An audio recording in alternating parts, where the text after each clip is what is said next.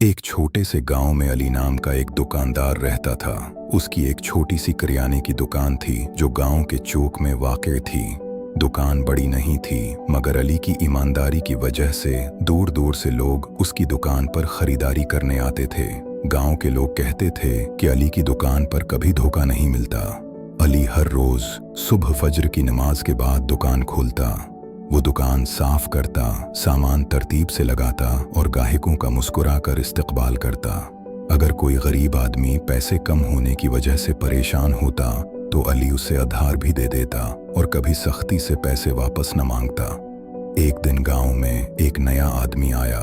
इसने अली की ईमानदारी के बारे में बहुत सुना था, मगर वो यकीन नहीं करता था। इसने सोचा कि क्यों ना अली की आजमाइश की जाए। वो आदमी अली की दुकान पर आया और बहुत सा सामान खरीदा। उसने जानबूझकर अली को ज्यादा पैसे दे दिए और खामोशी से वापस जाने लगा।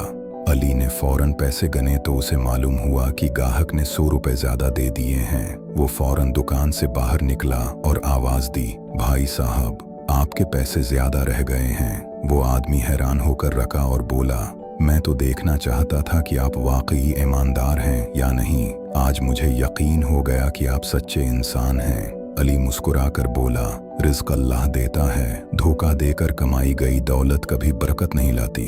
ये बात सुनकर वो आदमी बहुत मुतासिर हुआ। उसने पूरे गांव में अली की तारीफ शुरू कर दी।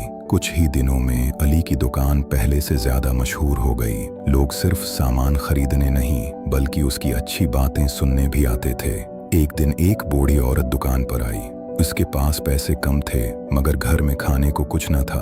अली ने उसे राशन दे दिया और कहा, उम्मा जी, जब आसानी हो तब पैसे दे देना।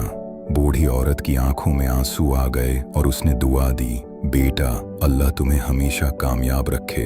वक्त गुजरता गया और अली की ईमानदारी की वजह से इसके कारोबार में बरकत होती गई। इसने कभी झूठ न बोला, न नाप तोल में कमी की और न किसी गाहक को धोखा दिया। गांव के बच्चे भी उससे सीखते थे कि सच्चाई और ईमानदारी इंसान को इज्जत देती है। आखिरकार अली की दुकान गांव की सबसे कामयाब दुकान बन गई। लोग कहते थे कि अली की असल दौलत उसकी ईमानदारी है, न कि उसकी कमाई। सबक: ईमानदारी इंसान की सबसे बड़ी ताकत है। सच्चाई और अच्छे अखलाक से इंसान न सिर्फ कामयाब होता है बल्कि लोगों के दिलों में हमेशा जिंदा रहता है।